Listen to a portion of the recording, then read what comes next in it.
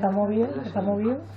Pues, damas y caballeros, como siempre digo, el tiempo es muy valioso, así que 1000 millones de gracias por haber venido aquí y compartirlo con nosotros. Para mí es un día muy especial, para mí es un día fantástico, pues por fin he conocido a este caballero en persona. Es alguien que es mucho más allá de la red social, mucho más allá de una llamada telefónica. Digo lo mismo, Paco. Muchísimas gracias de corazón. Alguien con quien comparte muchos intereses y con quien vas viviendo la evolución de un sueño. ¿Qué es lo que ocurre? Yo siempre digo que un libro no es solo un manuscrito que ha pasado una corrección, que tiene una ilustración, tiene una historia detrás. Entonces este momento para mí es realmente especial por la historia que está detrás de Durmientes. Porque el concepto... Tiene un poco de historia. Yo puede ser que te interrumpa varias veces. Cuando tú quieras. Yo sé que tú hablas mucho, ¿verdad? Casi tanto como yo, tal vez más. Sí, hay por ahí un medidor. A ver quién... Hay un medidor. Sí, ya me lo han dicho. No, pero eso es importante. Siempre decir cosas, ¿no? Hacer que la gente pueda soñar o incitar a que otros puedan escribir. Porque para mí hay una expresión, aquello de el campeón del pueblo o hacer un Rocky Balboa, en esta situación se puede aplicar total y absolutamente, ¿no? Es decir, este libro es fantástico. Originalmente yo creo que todos y todas hemos leído su relato corto de Cazador de Raras, ¿verdad? Yo creo que aquí habéis conocido mucho mi literatura, empezando por Las Guerras Infinitas. Las Guerras Infinitas, que es una distopía de manual, que es maravillosa, que curiosamente cuando yo me lo leí no me podía creer que fuera un relato corto por la densidad, por la mitología que había creado. No me podía creer que fuera algo tan corto, ¿no? Y tenía mucho interés en conocerle. Entonces cuando iba yo camino de recoger, creo que fue concretamente el número 4 de La Cabina de Nemo, le llamó por teléfono, empezamos a hablar y empezamos a tener ciertas cosas en común, ¿no? Entonces me cuenta cosas sorprendentes, que es alguien que está muy ligado al esfuerzo y a la autosuperación. Un señor que es autodidacta, que un día se levanta y que ama lo que lee, ama lo que ve, ama lo que escribe y quiere avanzar y quiere mejorar. Pues sí, lo ha conseguido total y absolutamente, porque si bien Las Guerras Infinitas es asombrosa, Los Durmientes es una ucronía de manual. ¿Cómo se puede dominar con esa maestría un silencio? Donde efectivamente, si bien en el lenguaje audiovisual una imagen dice más que 1000 palabras, una descripción te hace sentir y te hace oír. Hay muchos elementos, ¿no? Ahora me gustaría que él nos explicase un poco qué es la ucronía, pero bajo su punto de vista, porque le ha dado un toque muy personal a la ucronía. Me gustaría también que nos contases en qué momento tú te despiertas y dices, este es mi camino, yo voy a escribir. Primero, gracias por todo lo que acabas de decir. O sea, y es el principio. Sí. Espera, que ahora necesito... Me ha erizado la piel. Muchas gracias a todos los que estáis aquí. Es un placer, es un honor ver algunas caras que he conocido en este tiempo, a otras ponerle cara aquí también, personalmente, poder estrechar un abrazo, un saludo, compartir 4 palabras. Gracias por la presentación, Paco, así de entrada. Si vamos ahí así, voy a empezar con los puñex, porque esto se está poniendo ya muy emotivo. Yo escribo desde que era un adolescente, desde los 16, en papel, en libretas, cuando se pudo tener ordenadores en ordenadores, y desde siempre me ha gustado. O sea, yo siempre he estado, una parte de mí siempre ha estado en las nubes, imaginando historias, imaginando mundos sobre todo, mundos para luego montarme ahí mis películas. He jugado en las bibliotecas del instituto a los juegos que había de trivia, los primeros juegos de rol, y esas historias se van quedando. Y empiezas a leer clásicos, descubres que hay otra literatura aparte de la habitual. En Cataluña tenemos la suerte de que, por ejemplo, en los institutos, al menos antes, no sé ahora, se podía leer un clásico de la literatura, que es el Mecanoscrito del Segundo Origen, de Pedrolo, en su idioma original, en catalán. Y eso es ciencia ficción, es clásica.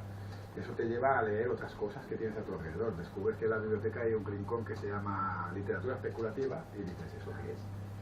Porque eso antes existía, la literatura especulativa. Allí y había los Bradburys, los Isamovs y mucha gente que descubres después. Y empiezas a leer sus relatos, sus cuentos cortos, alguna historia más larga, y descubres que tú quieres que eso te fomenta más la imaginación. Si tú ya eres un crío que imagina batallas, que imagina todo el santo día con un palo en la mano y quieres montarte tus luchas, tus dragones, tus historias, pues empiezas a escribir 4 cosillas en un papel. ¿Cómo te sientes cuando actualmente estás compartiendo estantería con Philip K. Dick o Asimov? Porque realmente eso está sucediendo ahora. Yo no me lo creo, básicamente. Yo no me creo nada de lo que me está pasando, sinceramente. De 2 años a esta parte, hace 2 años estuve en Sevilla, recibí mi primer premio literario de ciencia ficción, el Interius de Triskel. Ahí conocí a una serie de autores y de amistades que conservo gracias a Dios a día de hoy. Y de ese tiempo a esta parte, que yo siempre estaba escribiendo y un día tengo la seguridad de querer mandar relatos a concursos y cosas, pues descubro que lo que estoy haciendo aún me gusta más. Yo verme con un Philip K. Dick, cuando yo hago un homenaje a Philip K. Dick en Durmientes, porque es una de las 2 bases de la novela, El hombre en el castillo es una de las bases, y en mi homenaje particular, porque yo me he leído 3 veces El hombre en el castillo, me gusta Philip K. Dick, igual que me encanta su otra gran obra, que para mí es que sueñan los hombres que sueñan en ovejas eléctricas. Claro, yo tenía muy claro que la siguiente novela que escribiera tenía que hacer algo ucrónico. Eso por un lado. Pero ucronías hay muchas ucronías. Y todas parten de lo mismo, un hecho histórico que diversifica la historia y que puedes coger y ver una evolución diferente. Y es la hipótesis de esa evolución diferente. Y yo pensé, pero yo quiero hacer un más a más. Yo quiero añadirle una diferencia a esa ucronía. Y si a la ucronía le añadimos, en mi caso, mundo paralelo, pues juntamos 2 combos y la locura se monta ahí sola. ¿Y qué hay de tu experiencia vital en esta historia? 2 mundos, son 2 mundos, nosotros vivimos, yo vengo de Cataluña, donde he sido criado y donde he crecido, donde hay un combo cultural entre lo castellano y lo catalán, y soy hijo de padres andaluces emigrados a Cataluña. Yo soy nacido en Sevilla, ya quien no lo sepa pues también pone el avión, pero he sido criado allí en Cataluña y tengo amigos catalanes, tenemos amistades, hablamos las 2 lenguas, estamos imbuidos de la doble cultura, y eso pues se traspola a 2 mundos, dos choques de mundos. Y eso es un poquillo también está ahí. Conozco mucho el frío que vive, por ejemplo, el protagonista Martin en su isla. El frío, la niebla, todo eso lo conocemos bastante. Incluso Martín es una persona que a veces da la sensación de que es fría de corazón por su marco de circunstancias. Es una persona...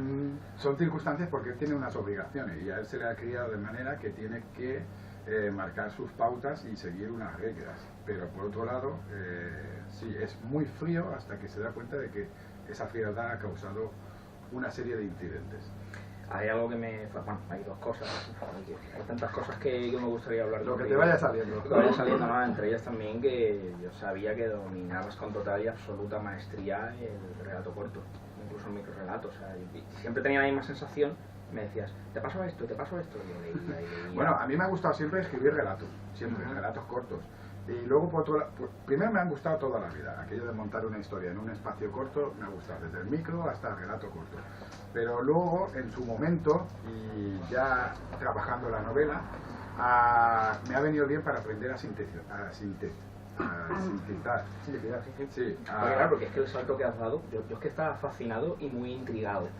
¿Vale? Digo, si me leo a lo mejor 50 páginas de mí a mí, y es una situación que me da la sensación de que he visto 5 capítulos de una serie, que tenía esa sensación, digo, increíble, ¿no? Como ha sabido adaptar todo lo que tiene en su mente al lenguaje escrito, que eso es muy difícil, lo has conseguido. Pero claro, yo pensaba, ¿cómo será cuando haga una novela? Y yo me he sentido realmente enamorado de tu libro. Y te digo por qué. Suelta. Hay muchos motivos. Primero, la construcción de los personajes. Segundo, tu dominio de la elipsis temporal. Hay muchas, sí. Y también el uso supremo y absoluto de la disyunción proximal y distal. Es decir, tú creas una conexión entre personajes que, a pesar de que estén en otra dimensión, parece distal, pero hay algo que es un objeto, un recuerdo, un sueño que la hace proximal. O sea, ese recurso a muy poca gente se lo he visto dominar también. Hay elementos, pequeños detalles, que son contactos entre ellos. Están desde los colgantes, que se pueden ver en la portada, como tú has mencionado, hay un sueño que muchos dejarían el sueño como una evocación, y yo luego en un momento dado de la historia el sueño lo convierto en un capítulo. Y luego hay elementos que te traspolan de un lado a otro, quizás más en el lado de Martin, porque vamos haciendo el juego de ver cómo hacer esos saltos a ese mundo paralelo todo el tiempo. Pero sí, para que te mantenga en contacto uno y otro lado, para que tú digas, pero estoy en contacto por este motivo o estoy en contacto por este otro, y luego llegue un punto en el que digas, ahora sí que me has liado. Bueno, también lo que es la construcción de los personajes, insisto que no hay personajes planos, incluso un personaje que tenga una acción concreta que sirva para que la historia continúe, no es plano para nada. Yo aquí tengo que romper una lanza a favor de la Escuela de Escritura del Ateneo Barcelonés, porque yo me he formado en la escuela desde hace casi una década, empecé en el 2010. Durmientes es el proyecto de la Escuela de Escritura. Es la primera novela que ve la luz y además es la primera que considero bien trabajada. Tengo más tochos guardados en el cajón de eso que fuese que no cabía la luz a día de hoy por todo lo que requiere de trabajo. Y aquí se me enseñó una metodología, en este caso la de la Escuela de Escritura, y a trabajar toda una serie de elementos, a conocer los elementos literarios, a conocer técnicas, a trabajarlas. Su excelente profesorado, con la combinación de que ellos te hacen trabajar con los grupos de compañeros y compañeras que te tocan, cada uno con sus historias, cada uno puede ser, unas son fantásticas, otras son históricas, otras son thrillers. ¿Y qué pasa? Que como todo el mundo trae una historia diferente, a lo mejor los grupos son de 12, que era mi caso, pues trabajas técnicas diferentes, desde las técnicas que son para thrillers, pasando por las de la novela histórica, pasando, en mi caso, aportaba las de la ciencia ficción, la fantasía, la ucronía, la distopía, que todo eso está metido ahí. Y los personajes planos, pues también han tenido un trabajo. Martin, en mi caso, ha sido el que más trabajo me dio. He tenido mucha ayuda, en este caso, con el profesorado. En cambio, Malva estaba ahí. Malva estaba en cajones, en historias, en relatos cortos. Y el día que me dicen, me voy a apuntar a la Escuela de Escritura, voy a planificar un proyecto, tiene que ser de cero. Yo me presento con mi esbozo de proyecto, que eran unas cuantas páginas con una serie de elementos que tú tenías que presentar antes de empezar a trabajar muchos temas. Y les digo, bueno, mi historia, siempre lo cuento, mi historia trae dos mundos, dos personajes, quiero que sean coprotagonistas al mismo nivel los personajes femeninos que los masculinos, porque en mi casa se me ha enseñado que hombres y mujeres por igual, y eso está ahí reflejado. Y si, por ejemplo, cuando entréis a la historia, los que no la hayáis leído, conozcáis a los 4 pilotos de hipersueño que forman el equipo del Martín, veréis que son 2 chicos, 2 chicas, y que los 4 tienen la categoría de tenientes. Y veréis el juego que hay entre unos y otros, o cómo los trata igual.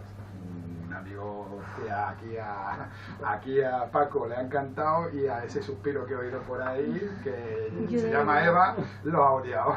Dios mío. Y te voy a decir una cosa, Eva, ahora que te tengo delante. Mi tutora de... No, tranquila. Que no me han llegado a reír mucho con ella. Mi tutora de la escuela... Pues nada, ¿Me pongo, perdón? Mi tutora con la que escribí, después de los 2 años de trabajo de guiones y de todo lo demás, cuando empezamos a escribir la novela, que esos fueron 2 años, con la tutora que la escribí, mi tutora me llegó a decir, Eva, ¿dónde hay un hombre así que yo quiero tener una cita por muy malo que sea? Sí. Y no es la primera que me ha dicho que se ha enamorado de Monguard. Yo ya sé que aquí no... Yo soy más... no, a mí eso no. A mí ese hombre no. Luego te preguntaré.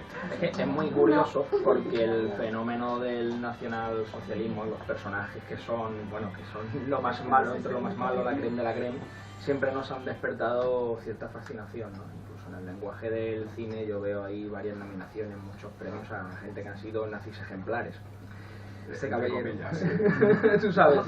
Sí, este es total y absolutamente de manual, ¿no? Y precisamente uno que tiene un Oscar es uno que ha hecho una ucronía, que es Malditos Bastardos, y tiene un Oscar por su malo. Mi Monguard está inspirado en una serie personajes reales que coges de aquí, coges de allí, muchos de ellos tienen de aquí, tienen de allí, y ya te digo, Malva es la única que ha nacido de cero. Hay algo ahí en la cabeza, y el último detalle, que son sus peculiares ojos, ya sé que te tienen enamorado también. Totalmente, absolutamente. Eso llegó en la escuela de escritura, añadiendo detallitos. Un detalle para esto, un detalle para aquello. Detalles hay muchísimos en la novela. Y alguien me ha preguntado que por qué los nazis. ¿Por qué coger a los nazis? ¿Por qué ciertos elementos? Pues muy simple, o sea, yo necesitaba hacer una cronía, el homenaje es el hombre en el castillo, todo el que conozca de qué va sabe que es una cronía de nazis que han ganado la Segunda Guerra Mundial, y me permitían un juego de más. Me permitían el juego de más de que ellos no tenían problemas ni manías por crear maquinarias y jugar con mitología que se la inventaban para ir aún más allá. Ahí incluso has dado una vuelta de tuerca. Ahí le añadieron... Desarrollando, es verdad que ellos habían invertido recursos y tropas en buscar iconos físicos sobrenaturales. Sí, hay toda una sección del Tercer Reich dedicado a lo que se dedicó a eso. Hay toda una sociedad secreta, que en realidad no era tan secreta, que fomentaba esas búsquedas, que estaban muy cercanas a Hitler porque él quería encontrar esos elementos de poder. ¿Qué investigación al respecto? Yo he hecho mucha documentación, o sea, hay mucha documentación, aunque no lo parezca, la gente cuando te dice, nosotros que lo vivimos, escribes ciencia ficción y fantasía y te lo inventas. ¿Cuántas veces hemos oído esas frases? O similares, así. Y todo el que escriba terror, ciencia ficción, fantasía, la ha escuchado veces, la seguirá escuchando durante toda la vida. En realidad, sí, claro que hay imaginación, sí que le pones un montón de cosas, pero esa imaginación tiene unos referentes que tú tienes. A ti te gusta un cine, te gusta una literatura, te gusta muchas cosas y eso se crea ahí. Pero cuando tú creas, como en mi caso, todo el mundo de Martin, yo creo una posibilidad de sociedad en 2012, que es cuando se ubica la novela, que ha evolucionado de lo que ellos consideran la Segunda Gran Guerra, y ahí meto ciertos elementos. Por ejemplo, descubriréis que las altas esferas nazis van con móviles, pero solo las usan ellos. Para ellos es un invento, como dice un personaje, es un invento que mira, que les va muy bien. Pero hay una documentación.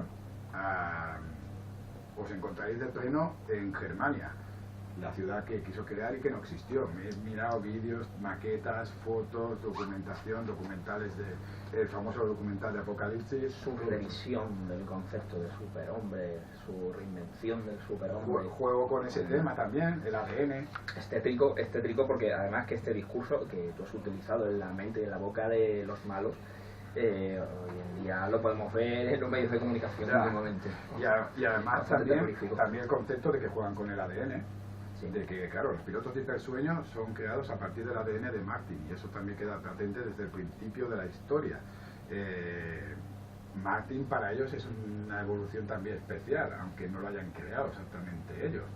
Pero para ciertos puntos, este discurso sí me funcionó, y en su momento se estudió muchos temas.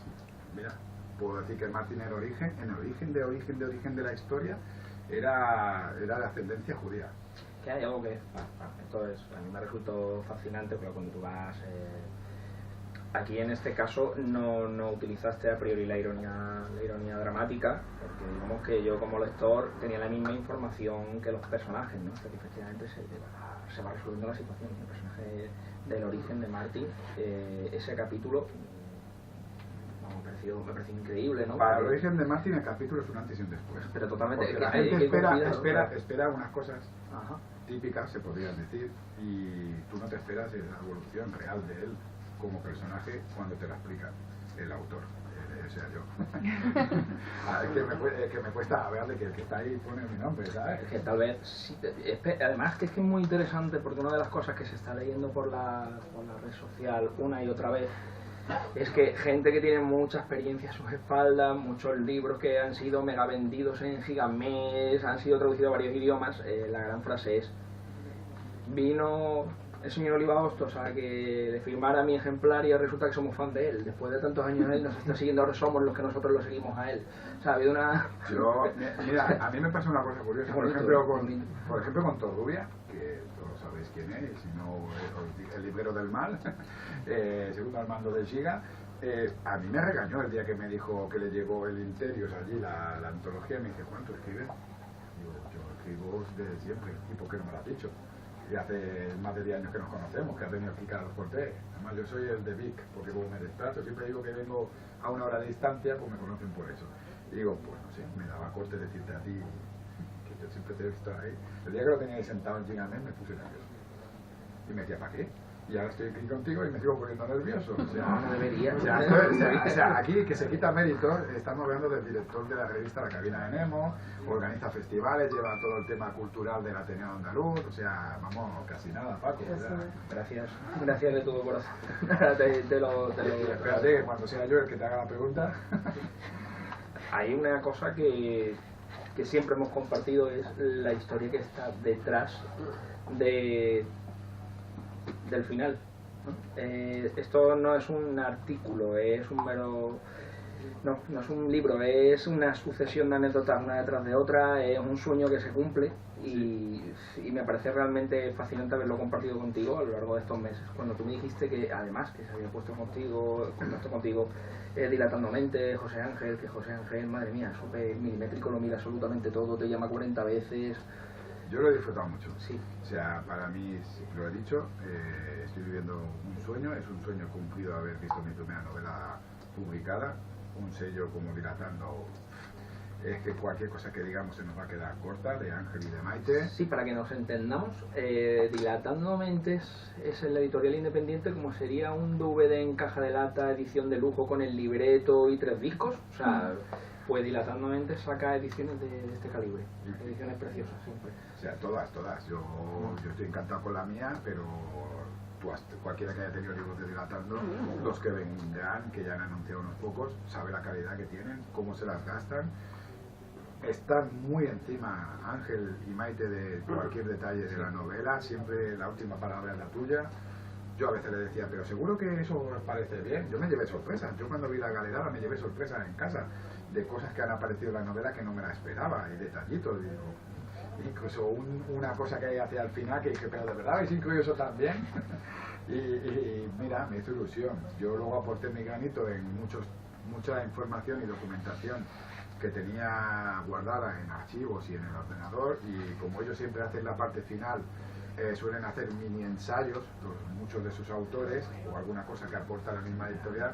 Yo decidí aportar, pues hablo de ucronías, pues hay un momento en el que se hablan de distintas ucronías, nacionales, extranjeras, algo de Germania, y mira, es impresionante. Sí, es un pequeño ensayo que incluso ayuda a contextualizar todo tu trabajo.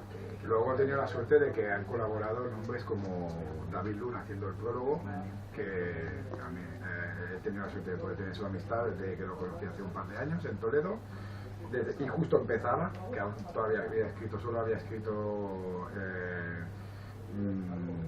El Ojo de Dios, y aún no había venido nada de lo que vendría después, imagínate, y llamarle y decirle, mira, mi primera novela, y como tú has podido leer en el prólogo, hay una frase que dice, hoy soy fan de mi fan.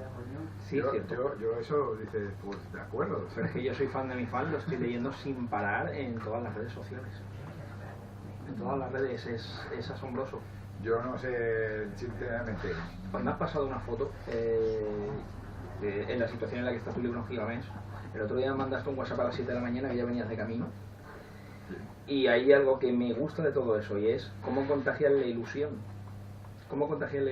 Es decir, cuando yo termino de leerme tu libro y tengo tantísimas ganas de seguir leyendo, y tengo tantísimas ganas de seguirme informando y documentándome de todo eso que has hecho, has conseguido algo muy importante. El otro día me decía una persona desconocida, que es lo que últimamente estoy alucinando más, gente desconocida que me dice, estoy leyendo tu libro o he leído tu libro, y me comentan cosas, para mí es una flipada. Me decía, me lo leí yo ya, me duró 2 días, Juan, pero lo he dejado reposar unos días y ahora me lo empezó a leer para degustarlo poco a poco. Cuando algo me gusta mucho me lo leo 2 veces. Yo para mí, un honor.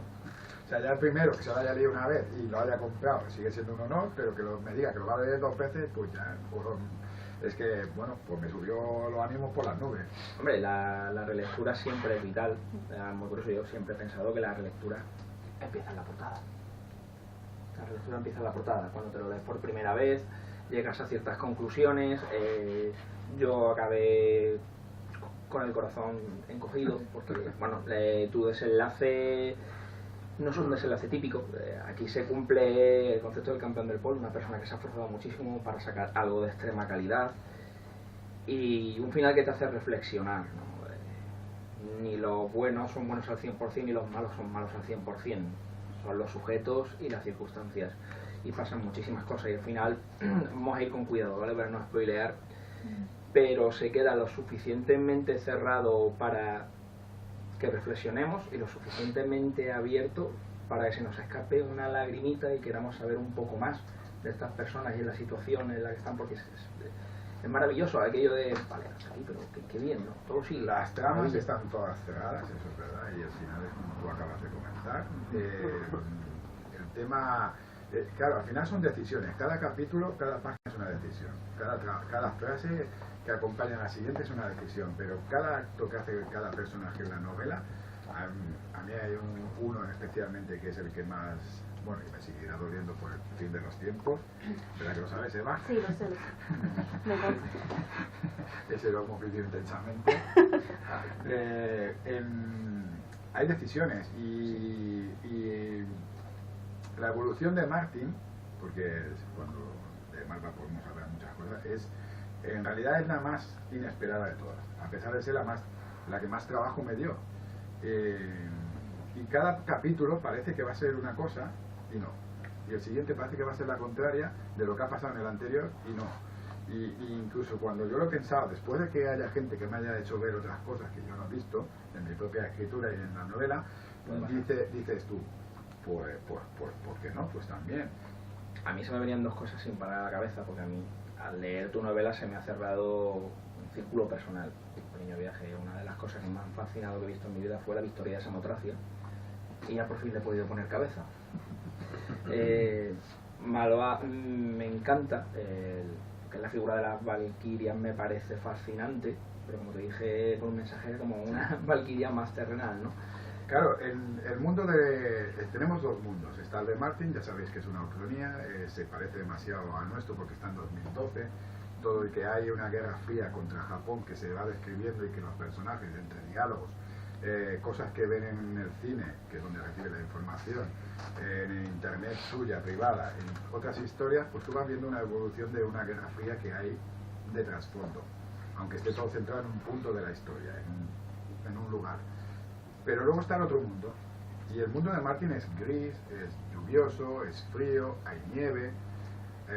En cambio el otro mundo es un archipiélago de islas muy, digamos, muy del Pacífico, muy brillante, mucha luz, donde hay unas criaturas albinas, que eso es muy de la fantasía, que además pues tienen un más que tienen alas, cosa que tampoco a día de hoy ya hay la gente que no lo sepa. Se me venía a veces a la cabeza los seriales clásicos de Flash Gordon. Flash Gordon podría ser una referencia. Yo siempre digo lo mismo, mi referencia, aparte del tema angelical y eso, viene dado por los años que he jugado a juegos de Magic de cartas, de la media. ¿Vale? Y a los colores, hay 5 colores, y en uno de ellos, el blanco, hay un tipo de criaturas que son los famosos ángeles. Sí.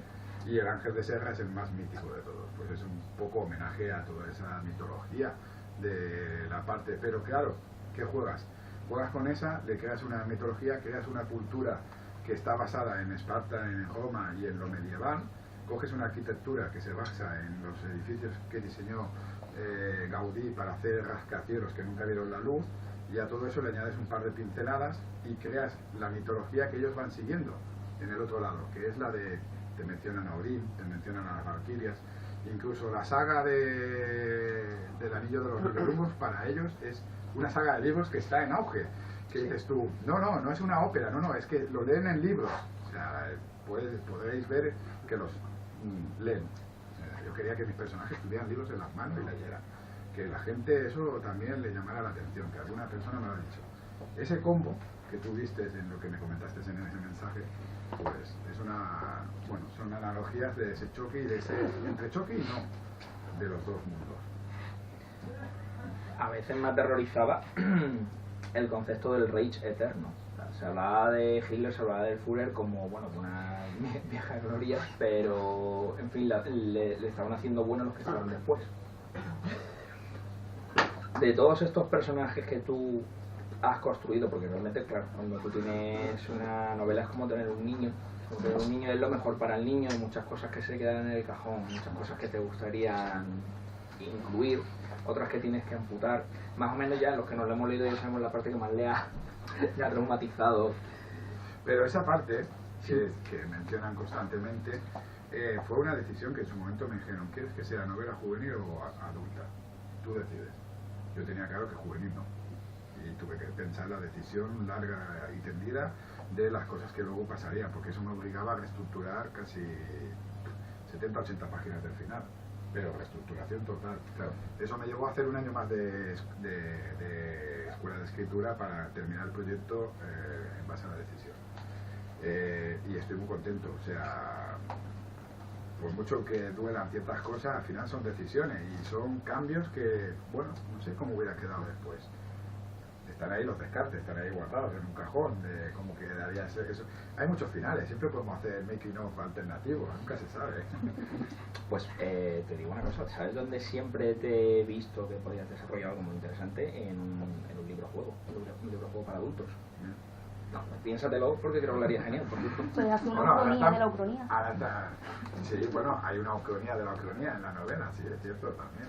Sí, sí.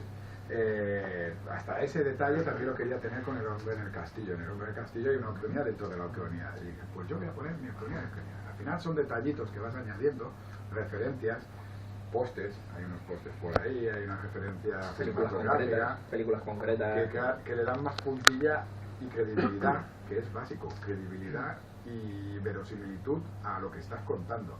Claro, tú te planteas un mundo crónico con nazis y un mundo con criaturas con alas. Vale, eso es lo básico. Que, por cierto, el mundo de Malva es un homenaje a Refugio del Viento de George R. Martin y Lisa Tarter. Son las dos novelas que yo tomé de referentes para homenajear aquí. Hay quien más lo ha visto y hay quien menos, porque es muy poderoso el mundo de Martin. Es más llamativo en ese aspecto. Y enseguida la referencia que a todo el mundo le viene. La verdad que es que nos puede agradar más o menos el fenómeno nacionalsocialista, pero sí era muy intrigante, estaba asociado a cierta magia, a cierto misticismo. Claro, yo esquivé muy bien, o sea, yo tenía muy claro, eso también se habló en su momento, lo he conversado con otras personas, he esquivado muy bien ciertos temas, porque no tienen nada que ver con lo que es la historia. La historia se centra en un momento histórico que está ahí, pero en unos personajes. Volvemos a lo mismo, los dos mundos son dos escenarios, son el escenario para ubicar sus personajes. Y yo quería hacer esa diferencia de ucronía, o sea, ¿y cómo era? Pues añadiendo mundo paralelo y fantástico. Que en realidad es fantástico, vale, sí, porque hay unas criaturas que vuelan, pero es muy realista, muy palpable. Sí, ambos mundos, ambas sociedades están muy marcadas por el uso excesivo de la violencia. Sí, los dos tienen unos dictadores, están ahí, los dos tienen un régimen militarizado, uno más, en realidad los dos al mismo nivel, no están ni más ni menos, y dos personajes que entran en un conflicto que es de lo que va la novela. La novela va del choque de lealtades a distintos niveles. La lealtad a los amigos, a los que son tus amigos, a tus superiores, a tu mundo, a la familia y a la que consideras tu familia. Y en Martin se acusa más, quizás, ya lo veréis, por varios factores en juego, que en Malva, que también tiene sus propios choques de lealtades, sobre todo con un personaje que a mucha gente le ha gustado, que es con su padre, con Turka. Se aplica mucho el concepto del debería, ¿no? Estas personas que tienen esas imposiciones, autoimposiciones morales por donde se han criado, por lo que sienten, Y también me gustaría el desarrollo de lo que es la portada y lo que son las ilustraciones. Porque tú, supongo que tú habrás ido detrás de este tema, habrás opinado. El hecho de trabajar con Dilatando Mentes, o sea, la libertad que te dan ellos. Claro, yo toda la vida, viéndolo desde el lado del sueño y desde el lado de ojalá, y te vas informando de que depende mucho de cada editorial, con quien te dejen trabajar o si tienes alguna voz y voto en el tema de muchas cosas. Te pueden cambiar títulos, te pueden cambiar muchas historias. Totalmente. Te pueden hacer muchos cambios o no, o decirte, pues esto me convence, pero esto quítalo. Y sin cambiar mucho más. Yo con Dilatando, un día me llegaron 4 opciones, había 3 ilustradores y una ilustradora. Y a la ilustradora la conocía. Yo cuando leí Cecilia García, dije, no me lo creo, que me están diciendo que podré escogerla. Digo, le llamé 2 veces a Ángel y le pregunté, ¿es verdad que puedo coger a Cecilia? El que tú me digas, cuando tiremos la novela para adelante, va a hacer los dibujos contigo. Pues no te digo, quiero a Cecilia. Y ahora cuando hemos trabajado con ella, pues la ilusión de que mientras estaba creando la portada y estábamos viendo los bocetos y yo tenía la opción de decir, pues esto me gusta lo que estoy viendo, me gusta hacer el cambio aquí. O por ejemplo la ilustración interior que hay de Malva, si a los que tenéis el libro podéis abrirlo y si no yo aquí os la mostraré, tenía otra posición respecto a la imagen que se ve aquí, si tú ves, ¿vale? Que hay una descripción en el capítulo sobre ese tema. Pues yo por ejemplo le dije a Cecilia, no me convence el primer esbozo porque no le veo la cara, yo quiero ver a mi personaje si es posible. Bueno, a los 2 días me manda ese esbozo y mi mujer se lo enseñé y dijimos, guau, esto mola un montón, cuando esté coloreado va a ser impresionante. Cuando nos mandan coloreado, yo se me cae la mandíbula. Es increíble. Cuando yo me manda el dibujo de Malva y cuando me manda a la vez el dibujo de Martín y me llegan los dos al mismo tiempo coloreados, a mí se me cae la mandíbula. O sea, yo no puedo estar más contento de ver ponerle rostro a mis personajes. Y la portada, ese juego de miradas, que son miradas que se cruzan pero que no se entrecruzan y cada uno mirando como uno desde una posición y el otro como hacia el infinito, por la historia que hay entre ellos dos en la novela, yo creo que lo dice todo. O sea, lo dice todo. O sea, no hay más. Es la segunda portada, hubo un problema con la primera en imprenta y bueno, pues decidimos hacer una de nuevo. Y sinceramente hicimos una de nuevo gracias a que cuando nos llegaron los dibujos de Malva y Martín, cuando los tuvimos enfrente, claro, Cecilia nos mandó a la par y a la par, si se pone el dibujo de ella y de él, se están mirando y dijimos, guau, eso mola mucho, ahí hay una conexión que por cómo se conocen en la historia y por cómo es no voy a hacer mucho spoiler, es el primer encuentro que todo el mundo estará deseando descubrir, dices, a ver si en la portada nos consigue encontrar ese puntito místico entre ellos y ahí está la mirada de ambos. Sí, insisto que lo que es la relectura siempre empieza por la portada.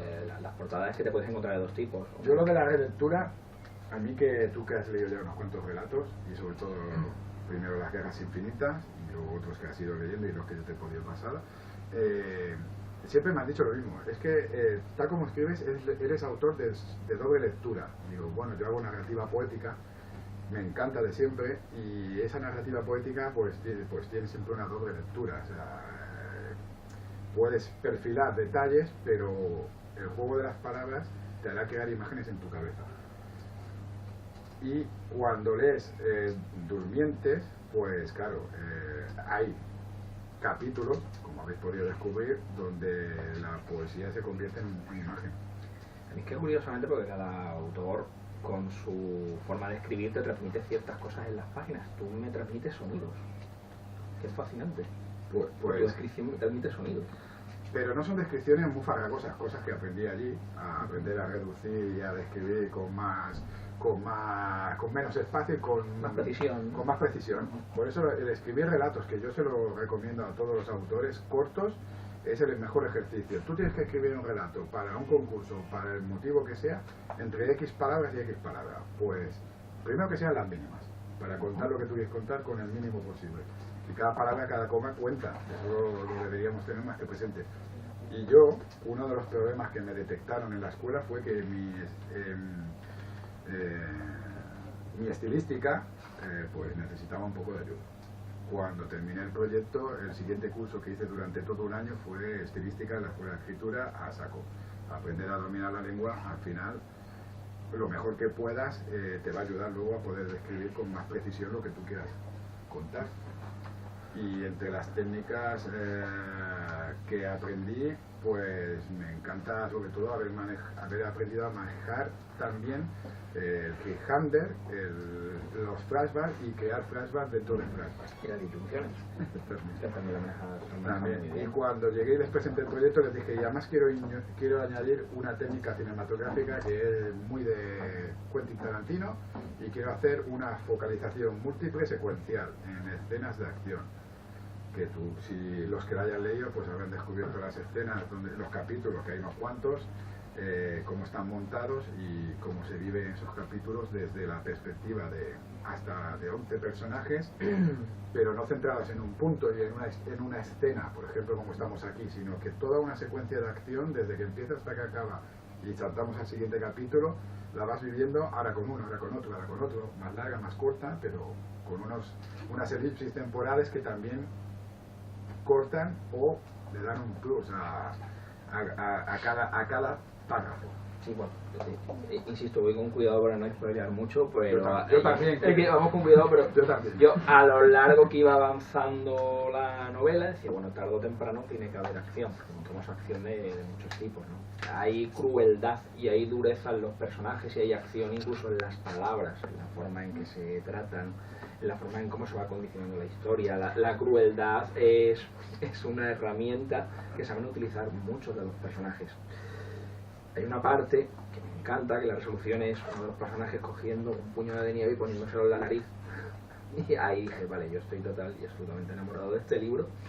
Y te lo dije, porque digo... O en ese mismo capítulo que acabas de mencionar, la ausencia del silencio en ciertos momentos. La ausencia no, el silencio. El silencio a mí me venía mucho a la cabeza... lo que es la historia del guión de Alien el octavo pasajero, que utilizaba el silencio, que quitaron la banda sonora de Jerry Goldsmith para utilizar el silencio como la banda sonora en sí. Es muy significativo el silencio. Sí, efectivamente.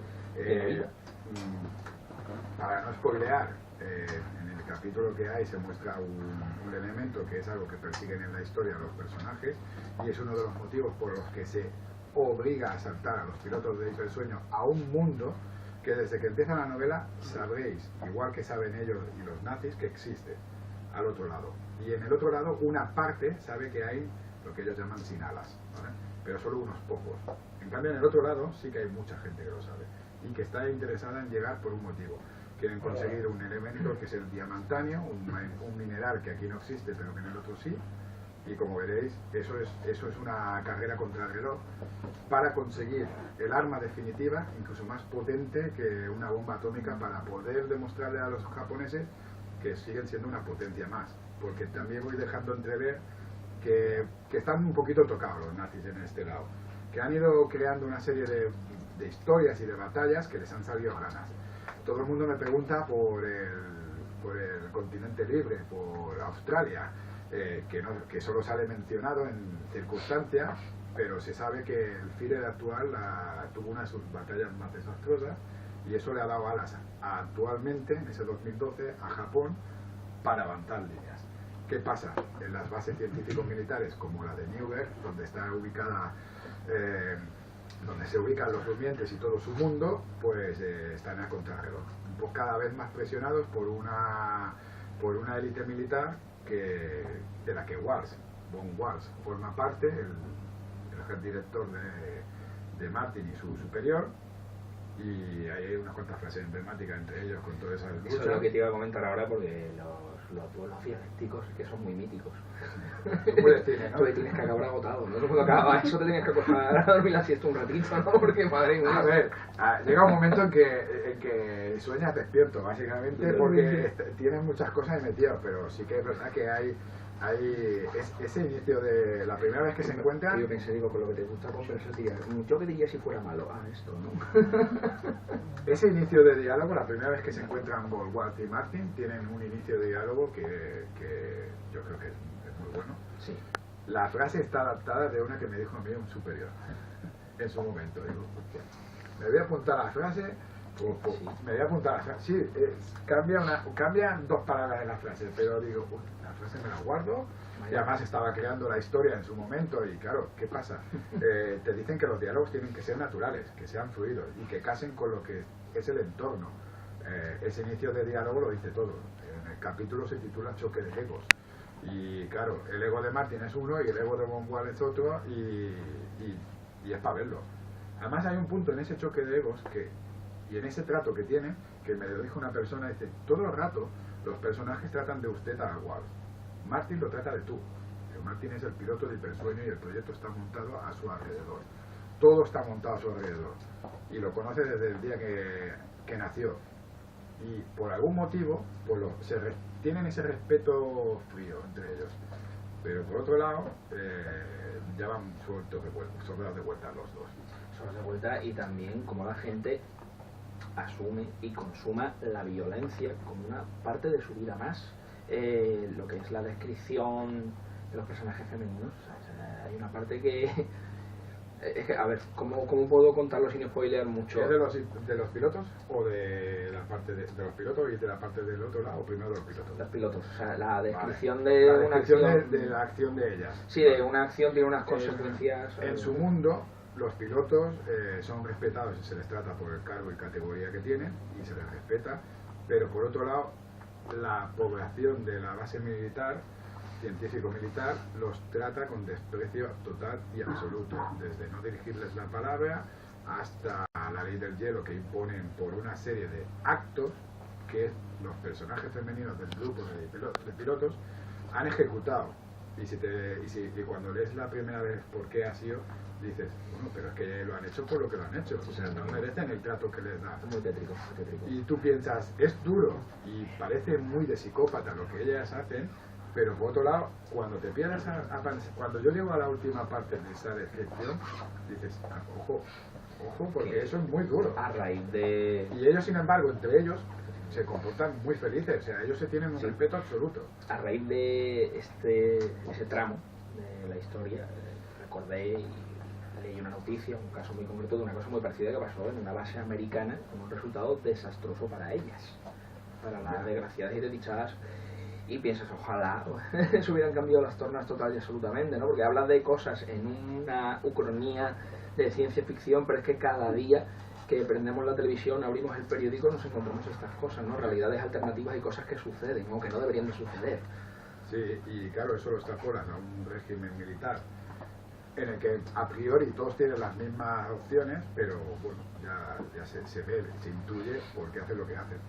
Por otro lado, luego está el otro lado, también un personaje femenino que, bueno, tiene una descripción un poco peculiar y dura y cruel, y cuando sabes por qué ha sido, no sabes si te da más rabia el por qué ha sido, porque yo presento al personaje de una manera, obviamente, y además van llegando las cosas con cuentagotas. Es cierto que al principio es muy lenta, pues lo reconozco.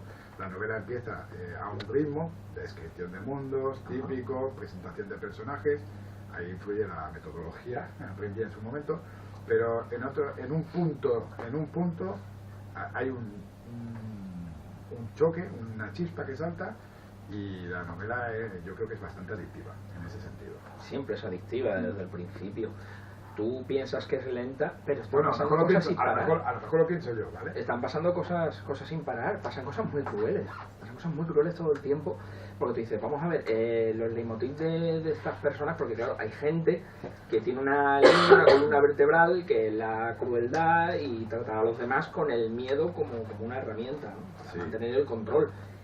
Y dices, bueno, pero esta persona en un marco de circunstancias diferentes, ¿cómo se comportaría? Y ese marco se da.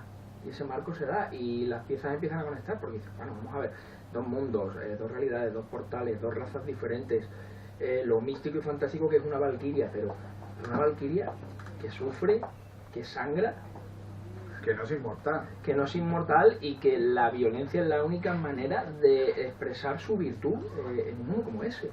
Y que, por ejemplo, en el caso de Malva, en el caso de Malva, ¿Sí? que en el primer capítulo, tal como empezáis la historia, prácticamente en el segundo o tercer párrafo te narra cómo ha sido aleccionada.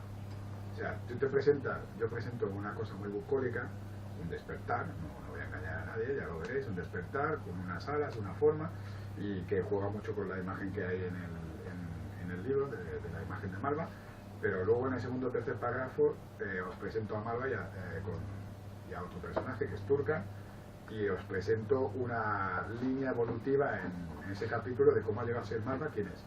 Claro, Malva, todo su comportamiento, sus sentimientos, sus emociones las expresa con el cambio de ojos de color. Ella, cada emoción, cada expresión que tiene es ojos de color. Apenas sonríe, apenas gesticulosa. O sea, todo es a través de ese juego. Cada juego, como me dijo una persona, es que lo has descrito de una manera muy bucólica, muy preciosa, y luego plas, un hachazo.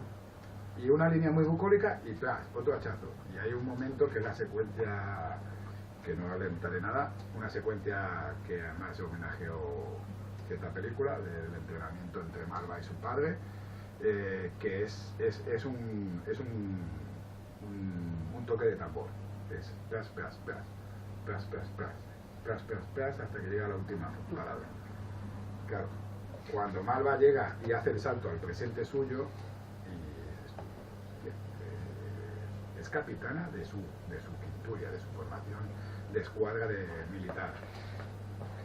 Y la última frase que dice es, tampoco voy a develar mucho, espero no ser especialmente cruel hoy con ningún nuevo recién llegado a su acuartelamiento.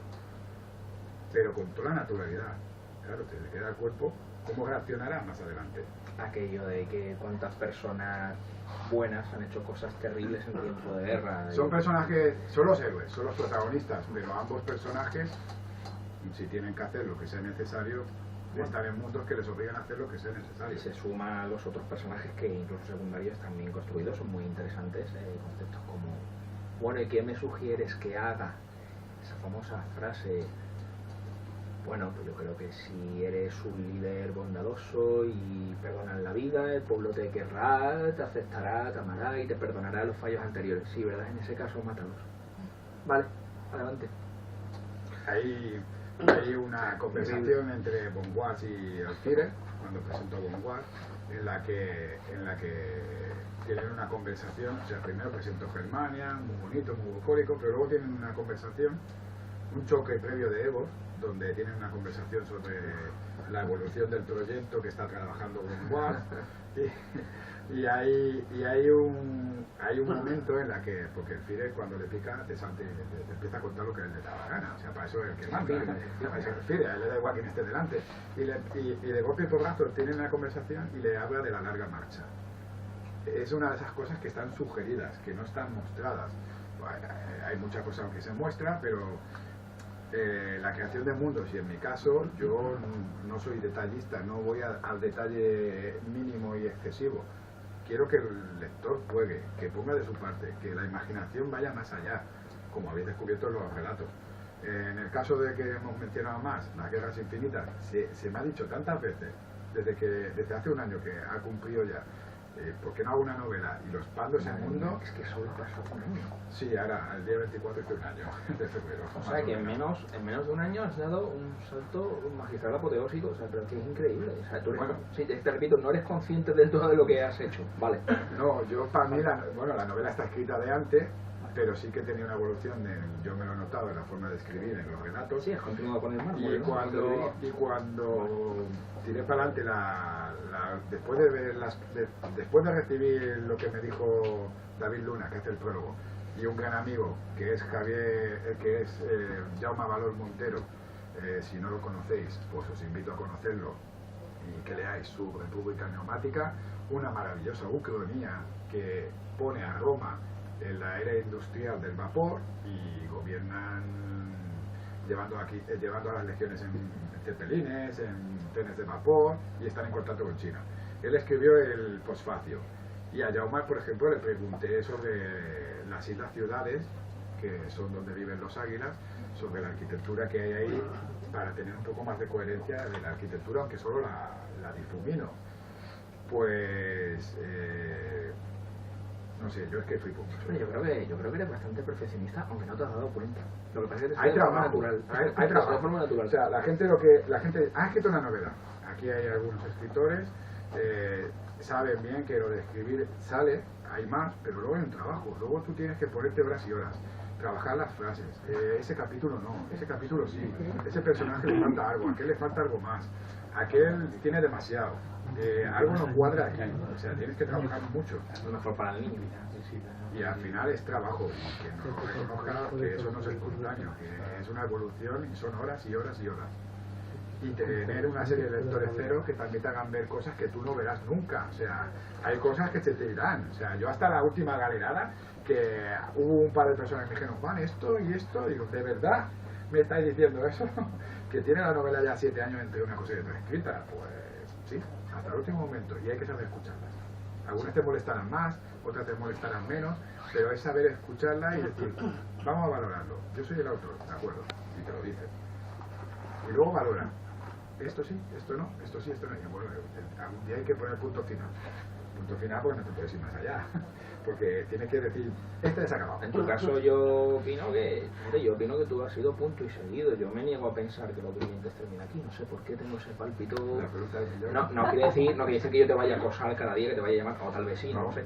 Pero a mí a nivel personal me gustaría que hicieses algo más con los durmientes. Porque es maravilloso. Tú me has creado una mitología, me has creado 2 mundos por el precio de uno, ¿sabes? Sí. Hay personajes que son muy interesantes. Dices tú, bueno, pero criatura alada que no es la protagonista, cuéntame algo de ella. O este señor que tiene esos grados de maldad, háblame de su adolescencia. ¿Qué ha hecho? ¿Cómo ha llegado al poder? ¿Por qué? O sea, No sé, es Paco, que yo siempre